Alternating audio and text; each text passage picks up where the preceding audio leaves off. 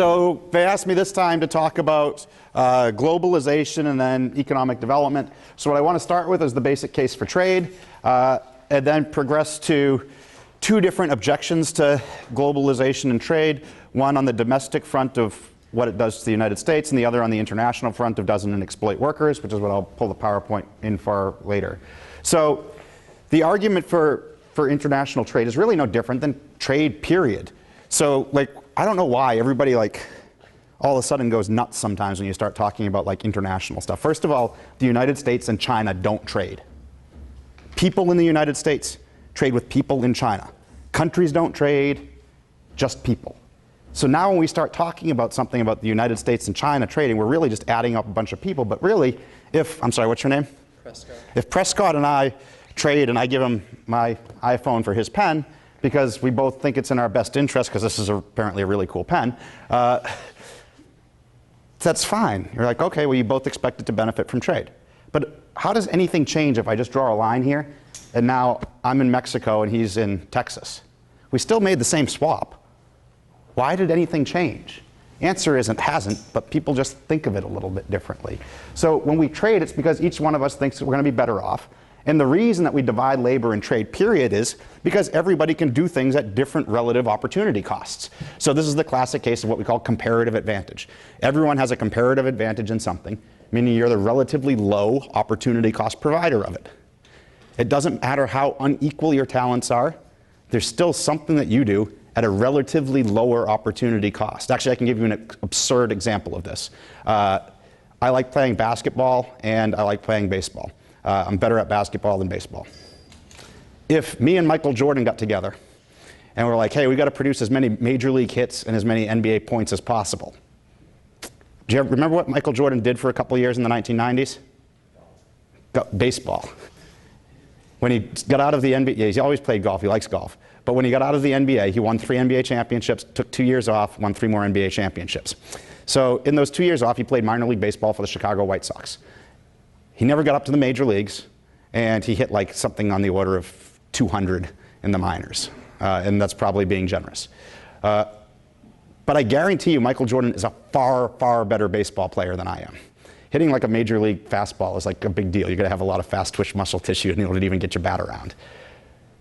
Despite that, I still have a comparative advantage compared to Michael Jordan in producing major league hits if we got together and needed to produce both points and hits. Because the opportunity cost of him producing those few measly hits in the minor leagues was probably 2 NBA championships and a boatload of points. The opportunity cost of me producing all of probably 1 hit in the minor leagues would be only like 5 points in the NBA. So I'm a relatively low opportunity cost provider of hits compared to Michael. So no matter how unequal you are, there's always gains from trade. So what we want people to do is specialize in whatever they are the relatively low cost producer of. And then in the end, once you do this, you swap, and there's more total stuff to go around than if everybody just did their own thing. So this is true when we're talking about all of us in this room if we were on an island together. It's true if we expand it to the city of Berkeley. It's true when you go to the level of the United States, and it's equally true when we go into the international realm.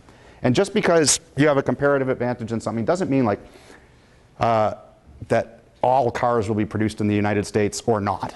It's the questions on the margin of how many. At what point do your increasing cost mean that somebody else can be a lower cost provider of a good? So that's why you see a mix of some made domestically, some traded internationally. But we always want to do it the cheap way. In fact, actually, there's a nice little story. I believe it originated with David Friedman, but I'm not positive. And the idea is that there's 2 ways to make cars. One of them is the way you all are familiar with. You go to Detroit, you have an assembly line, you like stick tires on, stick an engine in, it rolls off. But there's a new technology now for making cars. Some ag economist over at UC Davis discovered that if you make the right type of grain of wheat and plant it in the ground in Iowa, it'll grow up, and you chop it down, and you stick it in a box, and you train the box out here to Oakland, and then you put it onto this ship. It's a magic production ship. And you just kind of like kick it off the coast, and you just quite can't see it. And like 6 months later, you drag it back in, and cars roll out. That's a magic box way of producing cars. Which way should we want to produce them? Whichever way is cheaper, right? because it's telling you your opportunity cost of providing it. What do you have to give up in order to do it? Well, whichever one's cheaper is the way you want to produce those cars. Of course, there is no magic box. It's called international trade. We send goods to Japan. Japan sends Toyotas back to us. But that is a technology for making cars no different than when Henry Ford innovates the assembly line instead of putting it together by hand. You want to do it by hand or assembly line? That's a new technology for making cars. If we can outsource to another country who can make it more cheaply, that's a new technology for making cars. The choice is the same. We want to use whichever one gets us the most cars for the least amount of things that we have to give up. Note also then when people talk about, oh, but we'll lose auto jobs in Detroit. Well, if we have extra auto jobs in Detroit, where don't we have auto jobs then? In the fields of Iowa. There's an opportunity cost to that. So it's not about the number of jobs. In fact, basically when anybody makes an argument about trade that involves number of jobs, either saying that international trade is going to increase our jobs if they're a fan of it, or decrease it, with some slight caveats, most of the time it means they don't actually understand economics. Because the argument for trade is not about more or less jobs. That's largely a function of the size of your labor force, as long as wages are flexible. What it is an argument for, though, in trade is the mix of jobs. And you want to get the mix where you can create the most value. So most people will at least see the basic logic to comparative advantage and gains from trade. But then they'll be worried about different things internationally. So how many of you have heard, record trade deficit in the United States? Have you seen this in a newspaper before? Yeah. Anybody ever seen the article that says record capital account surplus in the United States? You haven't? Every time you see one that says record trade deficit, it means by definition we have a record capital account surplus. One sounds a whole lot different than the other though, doesn't it? It's actually it's an accounting identity in international trade. How many of you have ever taken an accounting course?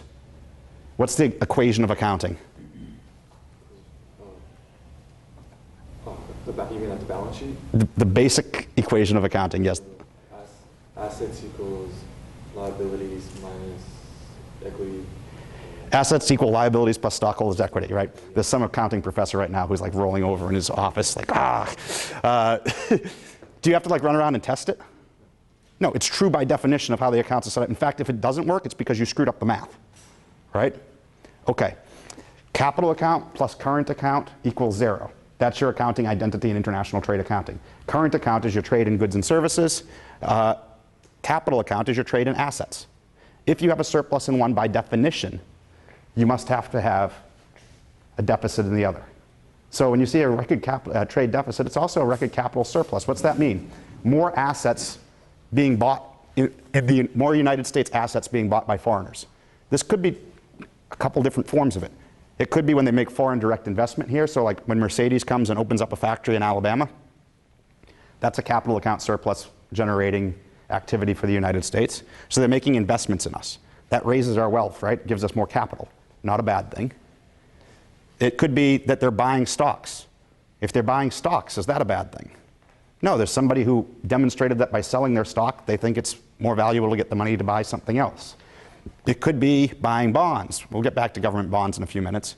Or it could be buying existing real estate in the United States. Any of these things are capital account surpluses, but they're all a result of trades made by US citizens who think they're going to be better off as a result of making the trade. So why should we care if when we add up everybody like in the United States and China, that more people sold assets and bought goods than vice versa? I don't know why we should care. In fact, do you know what the trade deficit or surplus is between Nevada and California? Anybody? Nobody does. You know why? We don't track that shit. You know why? Because it doesn't matter. Guess what? It doesn't matter when we go to Canada and the United States either. We're just adding up people who are swapping goods, then I won't say arbitrary, yeah, kind of, arbitrarily dividing them into particular categories, and then saying one category more people sold, one category more people bought. By the definition, the two have to wash on net though. Oh my God, record trade deficit. Who cares? Next time you hear someone say trade deficit, just be like, big yawn. This is like the most boring thing that there is because it's completely and utterly pointless to track. Now, I'll give just a little way on that and say it is the case that often you've seen big trade deficits followed by like an economic collapse. So that is a correlation, but not a causation. There was nothing about the trade deficit that did it, but there's something else going on. So a trade deficit is adding up the trades between people. A government budget deficit is something entirely different. That's the government spending more money than it's taking in revenue. It's you running your credit card. Well, when governments run their credit card for a long time, that means they're selling bonds. Selling bonds are an asset for the people who buy them. Sometimes domestic people buy them, sometimes foreigners do. Particularly if you're a small country and you're issuing lots of bonds, lots of foreigners buy them. If you have lots of foreign people buying government debt, that goes in as a capital account surplus. The corollary of this is the trade deficit. What's your problem? The crisis comes because the government goes bankrupt and the economy collapses. But that had nothing to do with the trade deficit causing it. Whether the domestic people or the foreign people own the bonds matters not. In fact, to some extent, if you care about the welfare of that country, the more foreigners that own the bonds, the better, because you're going to externalize some of the loss. In fact, actually, I'm increasingly becoming a fan of default and repudiation on the part of the US government. And to the extent that Chinese people own the bonds rather than Americans, and you care more about the wealth of Americans, that would be a good thing, unless they nuke us. But what you see there is a correlation, not a causation. So there's some reason why people might associate these things. It's not like utterly absurd, but it's not actually what's driving the process. So trade deficit, surplus, doesn't really matter. It's not going to affect your total number of jobs. These are usually the things that people would say from kind of like the US side of it. The next other thing they'd say about globalization and trade, yeah, but doesn't it exploit these poor workers in other parts of the world? It makes them all worse off. Which, by the way, it's always odd when they tell me it makes them all worse off. It's like you have some notion of like an idyllic life before capitalism came. Like the history of humanity is one of poverty, early death, and malnutrition. It's not like capitalism came along and made poor people in the world. It's capitalism brought you into contact with poor people in other parts of the world. Their lives were always poor. And we're becoming more aware of it now, and their lives are changing. And actually, oddly, the other objection that will come is we're homogenizing the world. It's becoming McWorld. Everything looks more like us. Well, yeah, from a rich, wealthy perspective of someone who can afford to fly around the world and like check out the different places, every place does look more alike to you. But it's like the world is not your freaking zoo. There are people here who want to change their lives, and when they actually choose which products to buy and which ones to abstain from, yes, the world becomes looking more alike. But actually from them, the way they experience the world is much different. Because before they only had one culture. Now they have all sorts of different products and services melding into that, and it's a much more heterogeneous world as they experience it. It's only the elites who get to fly around the world and vacation in different places that the world's becoming more homogenous to.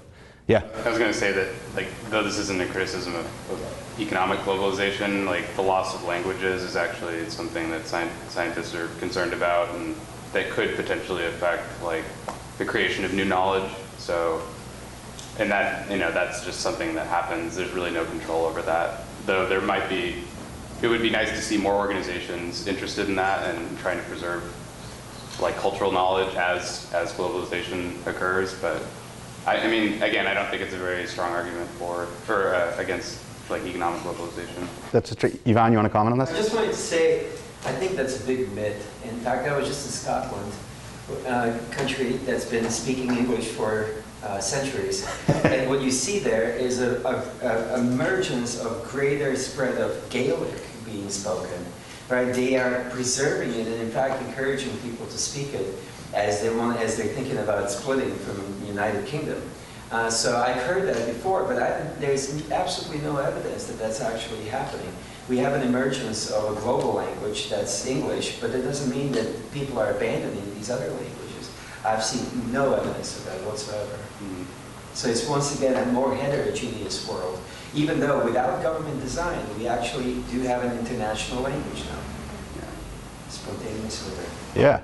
And it's an international language that is really like at least 4 or 5 languages too. I don't know how you actually manage to communicate with Scottish people. They're like the most interesting version of English that I've ever encountered that's almost impossible to understand. And the same thing is true as you go to different places. They're just a particularly extreme example. All right, so anyway, let's get back to this exploitation one. So this is, by the way, I got a book coming out at the end of the year that the Independent Institute will co-publish on sweatshops. It's called Sweatshops, Improving Lives and Economic Growth. So let's take a particularly egregious example, supposedly, of exploiting third world workers, making them work in so-called sweatshops. So what are the conditions in these places? It's basically like low pay, at least by our standards, long working hours, health and safety risks. So health risks could be like long-term debilitating breathing, inhalation and stuff, or safety, you're just going to chop your hand off in the machine. Generally poor conditions. This could be no bathroom breaks, short lunch breaks, hot, unpleasant, no vacation time, you pick it, name a bunch of unpleasant characteristics. One thing to be clear that I'm not talking about is forced labor. So coerced labor where the employer or the government on their behalf literally uses the threat of violence to make workers work somewhere. That's slave labor. I think it universally should be condemned, and that the appropriate response to it from Western consumers is to boycott such products. There's a guy who runs around, Jim Keedy. I can't wait to debate him someday. I've invited him to debate before, and he wears a shirt when he gives lectures that says slavery, and the V is a Nike swoosh. And he's doing a grave injustice to the millions of people who actually have been held in bondage by equating the two, because the people who work for Nike choose to work there, admittedly from a bad set of options. But that's very different than forced labor. In doing research on this for almost a decade now, I can tell you the number of times that I've found a version of slave labor associated with apparel manufacture of some sort, you could count on one hand. For hundreds and thousands of examples that are not that. And even those ones on one hand are always like a gray area where you just don't know enough of the background circumstances of whether it is or not. It usually involves basically immigrants going from one place to another and then having to stay at their company because they don't have working papers to make them free to go to somewhere else. Sometimes because the employer is holding their passport or something like that is the typical type of one that would come up. And then it's a question of, well, was it a long-term work contract where you agreed to this or not, and there's just not enough information. So basically, while people like to throw around that word, that's not what's happening in sweatshops. People are working there, admittedly, because their other options are really bad, but still choosing to. So that's the type of sweatshops I'm going to be talking about here. Okay, so basic thing, what we got to understand is wage formation. Most you're willing to pay a worker is their, in economic speak, marginal revenue product fire, basically how much they contribute towards the revenue of your firm. If they can create $2 an hour of value, the most you're willing to pay them is $2 an hour. If you have to pay them $2.01, you're better off not hiring them or firing them if they already work there. That's your upper bound. Of course, you'd like to pay them $0 and pocket the whole $2 for profit yourself, but you can't because there's a lower bound. The lower bound is whatever their next best alternative is. So if there's someone willing to hire you for $1.50, you can create $2 an hour for me. The lowest price I could get you to work for me is $1.51. So those are going to be your two bounds. So to figure out wages, it's a matter of where those bounds fall. So if we want to improve lives, it's got to be about things that make us more productive, raise the upper bound, or things that give us more opportunities, better competition for our labor, that raise the lower bound. In practice, about 85% of the variation in wages across country is explained by productivity differences. That's your upper bound. So the big game is improving labor productivity across countries. Some people will comment, like, can't it just come out of their huge profits? Leaving aside whether these companies, which usually are domestic subcontractors, actually have huge profits. Even if they did, it doesn't suddenly transform them into charities if you pass a law that says you have to pay your workers more. They're still going to try to profit maximize, but now with a higher price of labor, which means standard econ analysis of if we raise the price of low-skilled labor, what are employers going to do? If they're already using it up to the profit maximizing level, they'll decrease the amount of low-skilled labor they use, substitute it with machinery or more high-skilled labor, which often means moving your factory from a very poor country to a medium poor country, or from a medium poor country up to the United States or another Western country where labor productivity is already much higher, so the law doesn't really have any effect on you. So even if they did have a pool of profits, it doesn't change the fact that they're still trying to maximize profits. So different things I just mentioned, minimum wages are what they'll call living wages, which is just tying it to a local basket of goods in terms of what level they're going to set it at, or labor standards, which I'll come back to in a few minutes, or they'll talk about boycott, which is generally one of the worst things that you can do for the worker, because if you dry up the demand for their product, what's happening to their upper bound?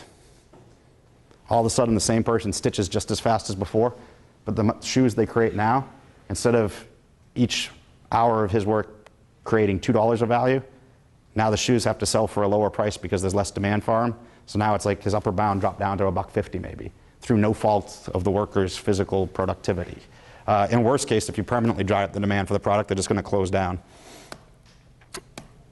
So I started investigating this because of an empirical question. There was like a debate between trade economists and ill-informed economists, I'll say, about whether it's good that colleges get away from using sweatshop labor in their college bookstores. And the one valid point that the economist against sweatshops basically had was they said, listen, the evidence these other guys cite says multinationals pay more than domestic firms in third world countries, and like that may well be so, but that doesn't speak to the condition where sweatshop garments are made, which is domestic subcontractors. So they're basically just saying you don't have empirical evidence. Doesn't mean the theory was wrong, but just don't have empirical evidence. So I got into this a while ago with one of my students because as we looked around, there were different examples, but nothing systematic. So this is, Christoph in the New York Times writing about in Cambodia how people scavenge in metal cans, plastic bits of food. He mentions one worker who gets 75 cents a day for her efforts. For her, the idea of being exploited in a garment factory, working only 6 days a week inside instead of 7 days in the broiling sun for up to $2 an hour a day, is a dream. So of course you want to do things to make this dream better, but compared to scavenging in the trash dump for 75 cents, $2 is sounding pretty decent. Other articles were around like this, and they'd compare it to subsistence agriculture, begging, informal sector work, but there wasn't really systematic evidence on sweatshop stuff. So this is a particular famous example that happened in the late 90s. Kathy Lee Gifford was on TV, and Charlie Kiernan, the president of the National Labor Committee, brings Wendy Diaz in, a 15-year-old girl from Honduras, and confronts her on television and says, Kathy Lee, you're exploiting this poor girl in your garment shop, you're in your sweatshop in Honduras. And Kathy Lee explodes into tears on television and says, I'm sorry, I'm not going to do this again. So in fact, actually one of the chapters in the book is called Don't Cry for Me, Kathy Lee, evidence on wages in sweatshop workers. Because when we look at this, we find out she was working for 31 cents an hour. That translates into $967 a year, or $275 per day. Keep in mind, 15-year-old girl. More than 15% of the population of the country at the time lived on less than $1 a day. Nearly 30% lived on less than $2 a day. And in fact, she was earning 37% above the national average. Now, 31 cents an hour sounds horrible by US standards, but compared to the relevant opportunities in Honduras, it was vastly better than what most 15-year-old girls confronted, and better than what much of the population did. So the question is this an anomaly, or is this the norm when we look at these sweatshop jobs? So that's what I did, is put together, along with Dave Scarbeck, a former student of mine, now professor, a list of protested sweatshops. So we went to LexisNexis and just scanned all of the popular news sources, because it's problematic to say, what's a sweatshop and what's not. At the beginning, I gave you a list of characteristics. How low does the wage have to be for it to be a sweatshop versus just low-wage manufacturing? How bad do the working conditions have to be? If the working conditions are bad but the wage is good, is that a sweatshop? Or is that a compensating differential? Actually, my brother is a commercial diver, and I just saw his Facebook post on the way over today. And for the second day in a row, he was swimming in a sewage pipe in Boston.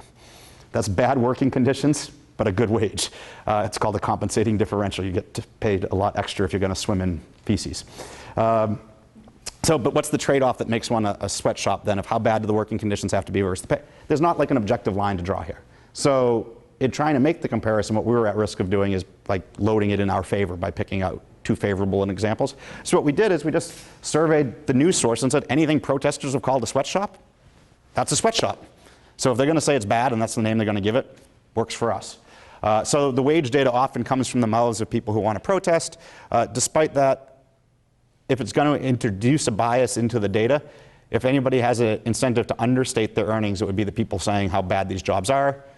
So that would cut against what I'm trying to show, which is that they're better than the alternatives. This is the list, which in this room is not going to be able to be seen.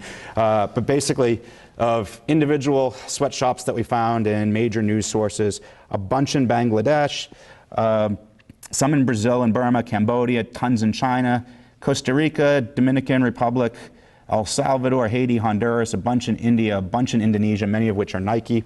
In each case, we're given when there is a US brand associated with it, we put it there. Often it doesn't tell you what the US brand is that's associated with it. And then the wages, which sometimes were per hour, per day, per month, sometimes per year.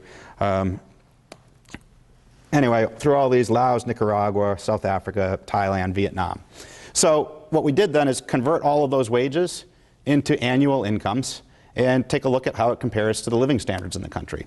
So one is look at the percent of the population living on less than $1.25 or $2 a day. So this is kind of your international poverty thresholds as defined by the World Bank. adjusting for the purchasing power across countries, so we're taking account of the fact it costs less to live some places than others. And what you see is, in these countries, over the time period from the mid-90s to 2000, actually what I did was, over the time period that I had sweatshop reports. So if I had sweatshop reports from like 95 to 2003, I took the average for that time period. If I had it till 2010, I took the average for that whole time period. For each of these countries, you see significant chunks of the population living on less than $1 or $2 a day. Some of them, I mean, Haiti, it's 70% of the population living on less than $2 a day. Laos is kind of like that. Vietnam, very high. Bangladesh, almost 90% of the population living on less than $2 a day. Excuse me, less than, yeah, $2 a day. And significant fractions on less than 1. And you see some countries there where it's a little bit better, mostly in the Caribbean, Costa Rica, Dominican Republic, El Salvador. So while you got big chunks of the population living on this, how do the sweatshop wages compare? Use the purchasing power conversion factor and turn it into annual income divided over days. All of them get you up over $2 a day, even in Bangladesh. Some of them get you significantly above. Remember Costa Rica, Dominican Republic, El Salvador? There we're now talking $10 to $17 per day when adjusted for purchasing power of what you're getting in the sweatshops that have been protested. This is far above the poverty line that many are experiencing in these countries. In short, they're much better than the very bad jobs. We should be worried about the people who aren't in these, who are in subsistence agriculture and other places. We can also raise the bar and try to go higher and say, okay, well, compared to poverty standards, fine, but how about compared to the average income in the country? Which, even that is a tough comparison because often income is very unequal in these countries, so when you use average income, it's heavily weighted by a small percent of the ruling elite who hold much of the wealth. But that said, we can still make the comparison. And what you find then is it's less dramatic, but still there. So there's the 100% line is the second line you see going across. Anytime these lines are above 100%, that's telling you that they're earning more than average in the country. That doesn't mean that it's bad if it's below 100%. Almost by definition, half of your jobs are going to be below average. But we're just getting a gauge for where do these fall in comparison to the average in the country. So in some of them, Haiti, for instance, it's 2.5 times the national average. So that would be like a person earning $100,000 in the United States today and us saying that's a bad job, we should protest it. In other cases, there's a lot of them that kind of hover right around the 100%. Bangladesh, it's up to like 80%. Costa Rica, just over. Dominican Republic and El Salvador, slightly lower at like 60%, 70%. India, right up around there, Honduras, but you see a couple outliers there. So there are a few odd cases. Brazil, Mauritius, very similar things going on in both of those. In Brazil, so you have to go back and then look at what the actual report of the sweatshop was and what was going on. It was Bolivians who were illegal immigrants from Bolivia working in Brazil who were much less than the Brazilian average.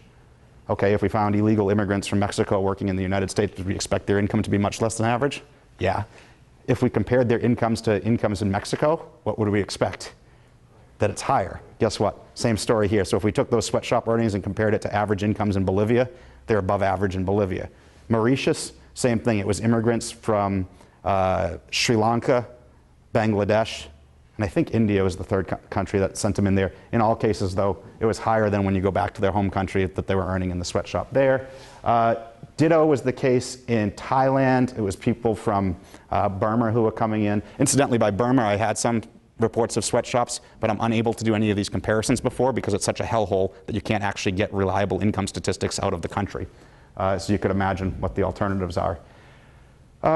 So there were like 3 of them that had the immigration example that are the outliers. South Africa is the other one, but it's weird. That one was only a single instance, and it was a rural factory that was having an urban minimum wage imposed on it, and they weren't putting the urban minimum wage in, so they called it a sweatshop. The authorities actually showed up to enforce it, and the workers rioted and attacked the authorities. Presumably they understood they were going to lose their jobs if this became the reality. Then the other odd one is China, in that it's about 50%, but there's a huge migration story going on there too. Some of it's international, but most of it's not. The real thing is that there's huge wealth inequality across China over this time period, so it's many people from rural inland China that are very poor moving to the wealthy provinces on the coast who are vastly improving their lot by doing this. But then when we compare it to the Chinese average overall, it's not as obvious, which is why it's lower there. But basically, again, compared to their relative alternatives, it's much better. So that's kind of the outliers that are on there. But the norm is most of these very things that we're protesting are around average in these countries, and some of them are significantly better. The ones that aren't are kind of odd cases where it's better for where it's clear that it's better for those workers than what their alternatives were. So, you know, we can have cartoons that are like the small brain boss saying, look on the bright side, no one will mug you for your paycheck. But of course, if you should mug someone in one of these countries who's not a tourist, it would be one of the sweatshop workers. All right, so sure, they get paid higher wages. And I've actually debated plenty of anti-sweatshop activists before. And one time actually I was stunned in front of a group where like the free market group on campus brought me in, and like the I don't bathe group on campus brought her in, she starts her talk by saying, I'm going to concede at the outset that the wages in these places are better than the alternatives. And the group who brought her here, they were like, so like I get to start my speech like, do you guys all understand what the person you have brought in has said? Apparently she had also read some of my stuff, so she knew what I was going to hammer her with. So what she starts with then is, but it's the working conditions. The working conditions are what's horrible here, and we need to mandate those. But of course, there's an intimate link between working conditions and pay. We care about the mix as workers, but the firms care about the mix. So firms care about how much they total have to pay you. What's total compensation going to be? If they're giving you $2 an hour in wages and zero in health, safety, vacation time, other things, to them, doesn't matter. Or if it's giving you $1 of other benefits and $1 of pay. To them, basically, a cost is a cost is a cost. To some extent, they want some level of safety, because if you're chopping off your fingers, you're not sewing very quickly. But other than like that basic part that enhances your productivity, they don't care. You, as an employee, care though. You care about your mix between health, safety, leisure, other things, and wages. Put yourself in the situation of being a poor third world worker. You're desperately trying to feed, clothe, and shelter your family. Where do you want the vast majority of your compensation? Wages. You desperately need the money. So you're willing to trade off all these other things to get it. As you become wealthier, you start demanding more of these other things, because they're normal goods like other things. But for right now, you want most of it in pay. So when these activists come in, they're like, no, we have to change the safety conditions. Implicitly, what they're saying is either one, we want to raise total compensation above worker productivity, they're going to lose their jobs and go somewhere else. Or two, we want to remix that package of compensation so me, wealthy Westerner, feel good, and you, poor person in this other country, your preferences don't count to me. They always pitch it as like, oh, I'm trying to change the evil multinationals' preferences. The company doesn't care. The workers care, and the company's got every incentive to get that mix right, because otherwise, if they don't get the mix right, if they're paying you something that costs them $2, but you only value it at $1.75, they could remix that package and make more profit. So they have every incentive to tailor it towards what employee preferences would be. I said this recently in light, I don't know if you saw the news in this spring where there was the big factory collapse in Bangladesh. And they're like, actually I did a lot of TV around that one because I was one of the few people willing to defend it. And in speaking to them, like, obviously these workers did not want their factory to collapse. Yes, obviously they did not want their factory to collapse. But there's 4 million garment workers in Bangladesh. Some factories are more unsafe than others. Some factories statistically might collapse. It's a question of probabilistically how much safety do you want. Obviously for those people they lost out. And one person said, this is horrible for them. We cannot have factories that exist like this. I'm like, no, this is akin to like, if someone dies in a house fire saying, we can't have houses, people should live in caves. It's like, no, we recognize that there's a big benefit the houses provide. Some % of them are going to burn down, and that's bad, and we're going to make trade-offs on the margin, but not condemn an industry there that's lifting, as we saw actually in terms of the wages, many Bangladeshi people out of dire poverty. All right, so about this working conditions, don't take my word for it. Take sweatshop workers themselves' word for it. So the National Labor Committee had singled out actually 4 firms in Guatemala as harmful sweatshops. 2 of them still existed a couple of years later when I wanted to conduct research on it. 2 had gone out of business. And actually one was really like an agricultural processing plant. It didn't fall into the garment industry or sweatshop model particularly. So I surveyed the workers at the 2 that still remained, which was Sambridge and Nicotex. And basically the NLC's complaint was inadequate pay, long hours, poor working conditions, that they weren't obeying the labor laws that mandated that you had to give the workers health insurance and vacation time, verbal abuse. Some of the direct quotes were actually kind of amusing, but the laundry list of these type of working condition complaints. So that's actually me in the factory. And you can see the sweat stain, but it wasn't because the factory was actually so hot. It was actually ventilated in there. It was the car ride there that got me. But that's actually on a follow-up visit. The way we surveyed the workers first was we didn't get the company's permission. I hired a local firm to survey workers before or after work as they were leaving on buses, on non-company buses. So that way there we could get more honest response from people, because if you go in and get the factory's permission, sometimes they might influence the workers ahead of time, or they'll self-select which ones you can interview. So we tried to get as random a sample as possible of the people as they were leaving. It's not like a statistically random sample, but it's not a targeted sample. It was get who we can get as they're coming and going from work, so that we don't have this source of bias. I went afterwards and talked my way into one of the factories. I got to meet with the owner and see workers there, but that's after, God, that's 6 months later after we had already done surveys. So what did we find? Here's the list of things. Are you willing to work for lower pay if you're your employer? And then we give a bunch of choices. And then we also said, and how much pay? But we never, that part didn't become relevant, because if you look to the far right column, what you see is no, no, no, no, no, no, no, no, no, no, no. Basically 90% plus of workers on almost every question said they were willing to give up no pay in order to have greater health, safety, or other benefits. The thing that got the highest degree of approval was vacation time, where even there 81% of the workers said they wouldn't be willing to give up any pay in order to get any extra vacation time. Basically, that this is an indication the mix roughly reflected employee preferences. Now, this doesn't mean if you ask an employee, would you like better working conditions? They won't say yes. Yvonne, would you like better working conditions for the Independent Institute? They treat me like dirt. Five lectures in 2 days. But they gave you the palatial suite in the dorms. So if I just said, would you like to get rid of the dorms? Of course I would. And if they said, would you like to cut your honorarium in half and get rid of the dorm and have a hotel? Well, so you have to ask the constrained question. What these people will do quite often is they'll ask sweatshop workers, would you like better X? Of course they say yes. You have to ask them the trade-off question, what would you be willing to give up to get it? And the answer there is no, they want the pay. Yeah? On that very last question, reduce the risk of sexual harassment that you had asked, is that because there was just a lack of any incidences? Yeah. Yeah. There was no reported instances of that. We were doing the survey to throw in the question, was a freebie basically. It wasn't cost us any extra. Yeah. Was this published in a paper? Or do you have this? Yeah, it's in Comparative Economic Studies is the journal, and it's called Sweatshop Wages and Working Conditions, Say It Ain't So, SEW. It's also going to be in the book that comes out in kind of a summary version of it, but the scholarly paper is published there. So what about the next one? Save the children. Okay, so fine for adults, but there's kids working in these factories. We can't have kids working in factories. They need to go to school. Well, why do children work? Children don't work because their parents are mean or factories are enslaving them. Children work because their families are desperately poor and need the child's income to help scrape by. If we look around the world, countries that are middle income, you basically see no child labor. In fact, it's around, I think, $7,000. I have the calculation in the book, but around $7,000 or so that you basically see child labor disappear when you get up to an average income of that level.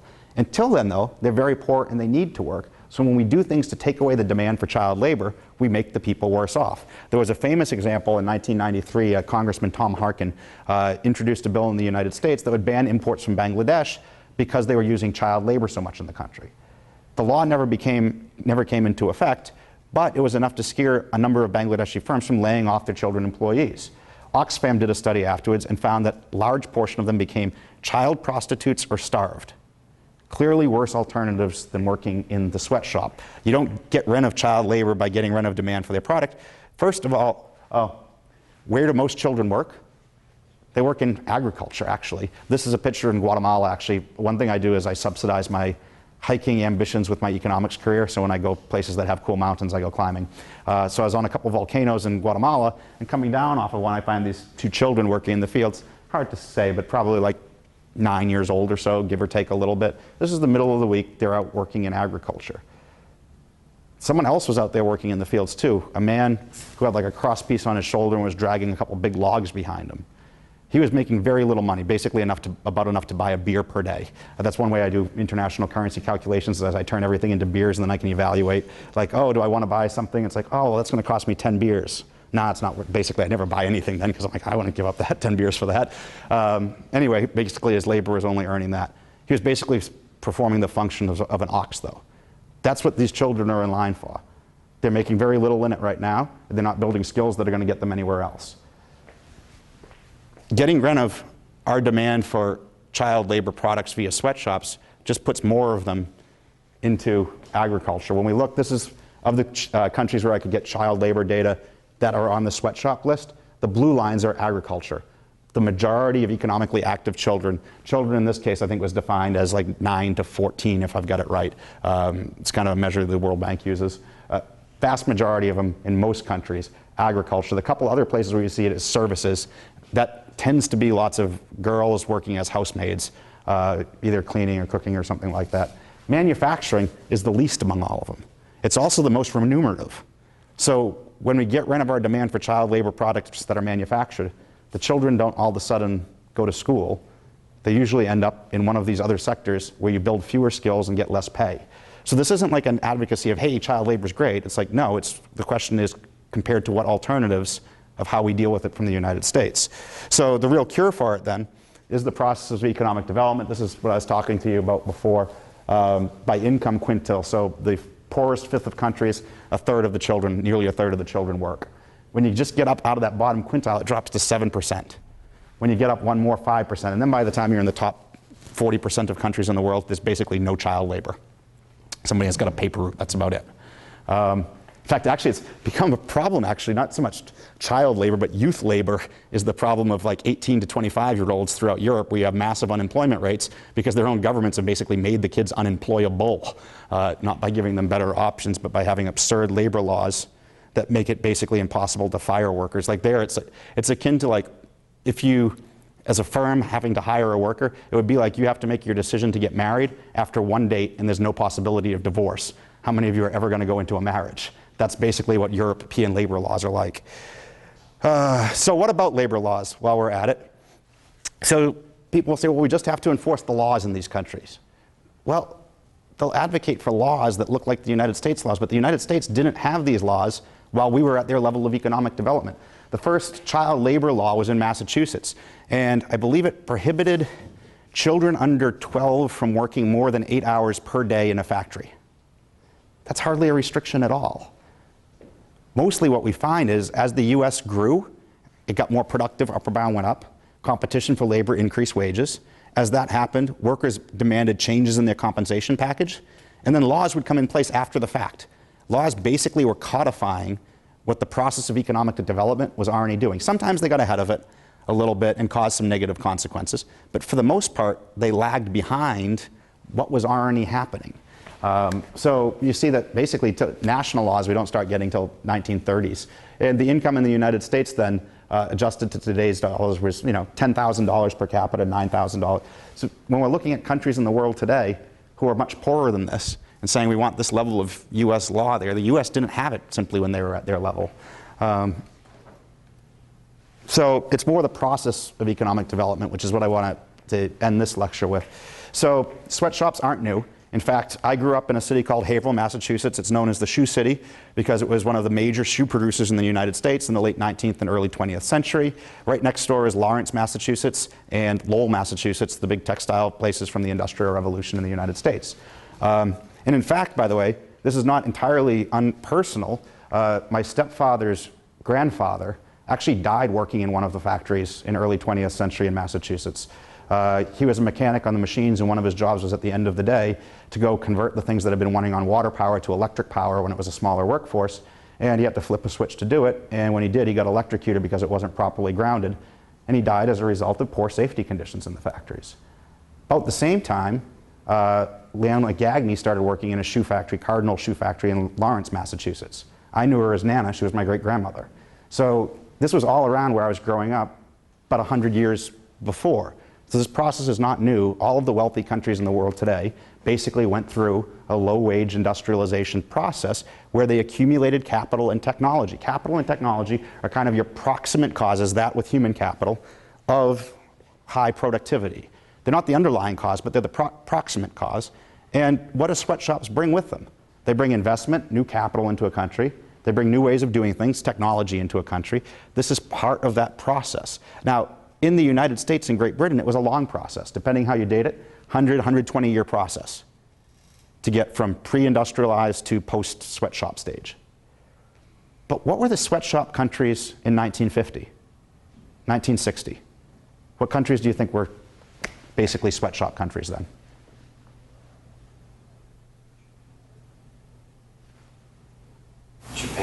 Japan, yeah. South Korea, Hong Kong, Taiwan, Singapore. How are these places today? They're some of the wealthiest countries in the world, right? So what you had here was the United States and Great Britain. When we went through the sweatshop stage, all of the capital, all the technology had to be created anew. It wasn't there yet. Go 100 years later, these countries are at pre-sweatshop standard of living right now compared to the poor countries that are out there right now. These countries were poorer. And they went through, in about a generation and a half, instead of 120 years, the same process of economic development. Because all the capital and technology was out there in the world. And I'll come back to this. When they got their institutions right, it flew in. Process of growth happens much quicker. It's still a process. So there's no like magic pill. You don't get to skip it. But you can accumulate it much more quickly than what you could before because it's all out there. In fact, actually, the United States, part of the reason we were faster than Great Britain is because we were doing exactly that from Great Britain. They were one of the major financiers of the Industrial Revolution in the United States, and they kind of involuntarily at first provided the technology as they were stealing the plans basically from factories there in order to start them up in Rhode Island and Waltham. But that's what's going on in the world. So it's not like, oh, but we did it homegrown and they're doing it foreign. No, Britain actually helped us out the same way what we're doing with them is making investments there and bringing technology and capital. And we did it all much more hardcore East Asia, 1950, 1960 for a 20, 30-year period that got their growth up and got them into first world living standards. Now, some people, by the way, will talk about this and they'll be like, yeah, but it's like a global race to the bottom. You know, these factories, they cut and they run when labor costs get too high and they go to another poor place where they can exploit the people. They make it sound like they picked up and left Hong Kong and left it like a shit basket. What happened was Hong Kong became more productive, so the opportunity cost of using their talented labor and capital for low-skill manufacturing and apparel was too high. So they were wealthy and had higher opportunity costs, much like most of the United States citizens do today. As a result, efficiency dictated firms should switch what they're producing in Hong Kong and move to some place where the opportunity cost of labor was lower. It's not like a rape and pillage and move on model of development. It's more like sweatshops are like the first rung on the economic ladder, and you step up that rung, and then as you step up to the another rung, someone else gets to get on the first rung. That's the process that's going on. So it's I don't like even the phrase race. It's a progression of everybody up the ladder, not a race to push anybody to the bottom of it. And these places that they go to were even poorer before the sweatshops. So I gave this talk at Florida State back in January, and they had like a furor on the campus about this. There was like a Facebook page with like 1 million messages, mostly about how I was evil, before I got there and any of them had heard anything I had to say. So one of them created this meme on it that I quickly downloaded because I thought it was great. He says, benefits from white privilege and denies it, advocates sweatshops and third world growth. The latter I'm definitely guilty of. I advocate sweatshops and third world growth. I just don't like the white privilege part. I benefit from an inherited capital stock. It doesn't matter if I'm white, yellow, brown, or black. If you live in the United States or Great Britain or one of the societies that has already gone through the Industrial Revolution, you benefit from a capital stock that an entire country has inherited. That makes your standard of living much higher. That we do benefit from. It has nothing to do with race, but we do benefit from it. These other countries, unfortunately, don't have the heritage of their great-grandparents going through the Industrial Revolution and building up the capital and technology that make us wealthier today. Yeah? Won't they say that, like, the capital stock that we had was in some way acquired through, like, coercion and slavery and stuff like that? Yeah, so this is horrible. No, it's mostly created anew, and when we look at like the economics of like the 19th century in Britain, like the empires cost the empire money. They weren't like a way to create wealth for them. And when we look at empires, first of all, slavery is something that's gone on forever basically in human history. Where's the growth that accompanies the big slave societies? It's not. It's once we did commerce and trade and development and created the capital that we really got it. So this idea that like somehow colonialization does have a legacy that screws up some of the poor countries today. But the industrialized countries didn't get rich as a result of it. And it's mostly the fact that we've left bad institutions, we have not. I have never colonized anybody. The governments that colonized different parts of the world left bad institutional environments there that continue to pervert things a little bit today. But there's also like a weird notion when people talk about it as if these places would be wealthy otherwise. Well, they have no history of growing the institutions that would have made them wealthy either. So I'm not clear that they're messed up, and colonialism can be part of the history of that messing up, but it's not clear that they'd be better off otherwise. I do think, and this is an important point, when we start talking about some people will say, sweatshops are the best option, but it's because their countries are being raped. There is a degree of truth to some of this, but we have to be very specific about how we assign blame. So the sweatshops are never coercing the labor, and they're very rarely. So I'm against government privilege. We shouldn't give them a monopoly license to employ labor in one place. But it is the case that often the only reason they work in sweatshops is because some other alternative they used to have has been taken away. So like in Indonesia, you'll have instances, and it's not apparel sweatshop companies, it's logging companies. Logging companies go sign corrupt treaties with the government. The government then goes to a forest, and there's people who have lived there for generations who don't have formal title to it, and the government says, this is not your land, it's ours, get off of it. We've sold it to this logging company, they log it. Now the people are like, we got no alternative shit, go work in the sweatshop. The sweatshop's a lifeboat, so we should not condemn the sweatshop. We gotta be very clear that we should condemn the battleship, but praise the lifeboat for at least being there as a crutch. It's not the world of first best, but it's a world of second best. So I think we have to be careful when we assign blame. So I think there are current injustices that are going on that make sweatshops the best option for people. We should oppose the injustices, not the lifeboat that deals with them. All right, so quick then, what good can activists do? I say this slightly tongue-in-cheek to some extent, Air sweatshop. So why do people buy Michael Jordan shoes? Creates subjective value in your head, right? Yeah? Because of his comparative advantage of playing basketball. Thanks for bringing that full circle. Yeah, because of his comparative, because we all want to be like Mike, right? As far as I know, he's never stitched a single shoe in his life. But by associating his name for it creates a lot of value in our mind, which means we're more willing to pay for the sneaker, which means he's a productive worker for Nike. Nike pays him millions for it. To the extent that people are like abhorred by sweatshop labor, we're less willing to buy products, and it has the opposite effect on them. If they did a brand called Air Sweatshop, where they said all of these workers receive an X amount wage premium, and that created extra demand in consumers' minds, that's cool, that's part of the market process. So we see part of this with so-called ethical branding. It's a niche market. It's not going to be what like raises the company out of poverty, the country out of poverty, but it's something on the margin. Potentially. Now that said, there's a lot of fraud in it, like the fair trade coffee stuff. I've seen a lot of that on the news recently, of it basically being fraudulent and bad for the workers. I'm not an expert in fair trade coffee, but I suspect it is so.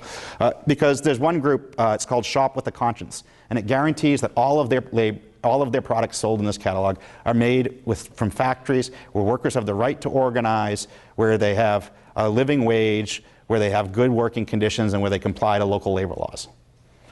Okay, you see this? You see the products could be part of this, market niche thing, right? I'm going to help third world workers by buying these products more. Here's a map of where the factories are located. Sure, those factories are sweat-free. When you're working in an already wealthy, industrialized country, it's very easy to be certified as such because you wouldn't be able to get workers to work for you otherwise.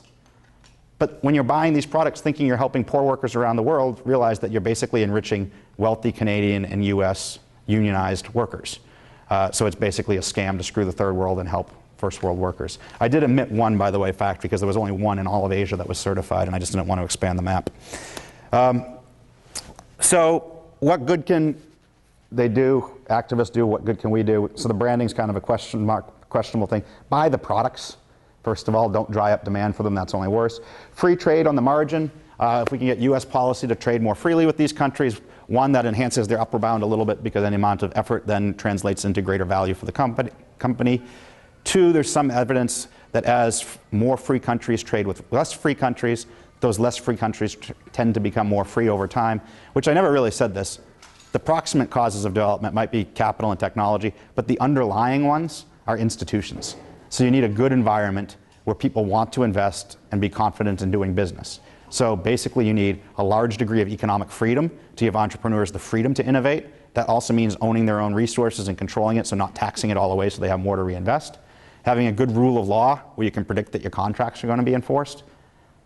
That's basically the recipe. Strong rule of law, economic freedoms, you get that. Find me a country that has that, I'll find you a country that is either wealthy or that is growing wealthy quickly. Find me a country that doesn't have that, and I'll find you a country that's poor or stagnating. Find me a country that's making improvements even though its level of freedom is low, but they're doing better than what they were. I'll show you a country that's growing. That's the recipe. So these countries, the Hong Kong, Singapores, Japans of the world, when they did this spurt, they were some of the more free market economies in the world. In fact, Hong Kong remains the most free market economy in the world. they got their institutions right, the stuff poured in and they grew. For countries that don't have their institutions right, which many of these sweatshop countries don't, the sweatshops are like a crutch that's the least bad option. For those that get their institutions right, then it's part of the process of development that gets them wealthier, which is the real cure to sweatshops. The other thing that you could do for them, but I'm not going to talk about now, I will next hour, is immigration.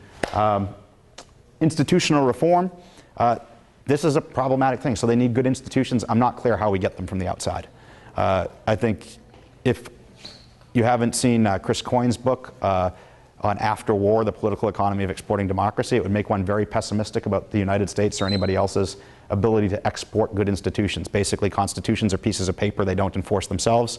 If you use a military to go in and overthrow a government and then give it, quote, good institutions on paper, you find they're not binding because they're not sticking. It's ultimately the hearts and minds of people that enforce good institutions. Now it's a battle to get the hearts and minds of people to discipline their own governments. It's not clear to me how well you do that from the outside. To some extent, as you trade more with a country, they tend to look more like you freedom-wise, so there's new evidence of this, but it's a marginal effect. It's not like a solution.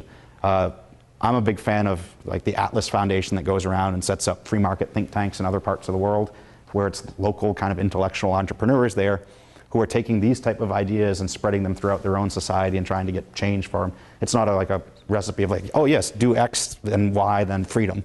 It's more like kind of the underpants gnome story of like stage 1 collects underpants, stage 2 question mark, stage 3 profits. This was like stage 1 ideas, stage 2 question mark how this transfers, stage 3 freedom. But it's better than anything else that I've seen out there. And I'll tell you, when I visit some of these poorer countries, it's really encouraging when you meet like local entrepreneurs, intellectual entrepreneurs who are starting these think tanks. I just came back from like a 2.5 tour. It wasn't sweatshop countries, but it was in Eastern Europe, mostly the former Yugoslavia. And in these small countries, meeting like radical free market young people who have started their own think tanks and are appealing to other people in their society. And you realize these, you know, if the United States is like an aircraft carrier moving, it's hard to turn it. These things are like little speedboats. So you get a small critical mass of the best educated there and you can do a lot of good. And some of them they are. One of them that I was in was Montenegro, and they've been shooting up in economic freedom in recent years. And they have a whole university there basically dedicated to free markets. It's really cool. So that's at least something. But on the whole, we know that you need property rights, economic freedom, rule of law to grow. It's hard to say how you give that from the outside. So sweatshops basically are part of their own solution when you get institutions right. Until then, they're the least bad options for people. So embrace sweatshop labor and buy their products, including my book that comes out at the end of the year. With that, thank you. We'll take a quick break and then do the last lecture.